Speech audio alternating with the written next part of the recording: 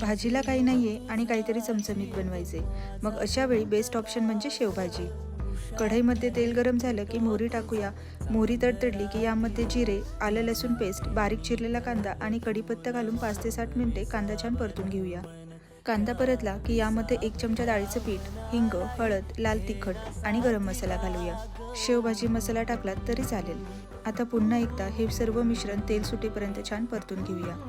तेल छान सुटलेलं आहे. आता पुन्हा याला 3 ते 4 मिनिटे छान परतून घेऊया. मसाला छान परतून तेल सुटलेलं आहे. आता यामध्ये गरम पाणी घालूया. पाण्याला उकळी आल्यानंतर 7 ते 8 मिनिटे आपल्याला ही आमटी अशीच उकळू द्यायची आहे. आता यामध्ये कोथिंबीर घालूया आणि गॅस बंद करूया. एका भांड्यामध्ये शेव घेऊन यावर ही आमटी ओतूया. तयार आहे आपली चमचमीत अशी शेवभाजी. रेसिपी आवडली असेल तर चॅनलला सबस्क्राईब नक्की करा. पुन्हा भेटूया नवीन रेसिपीसोबत.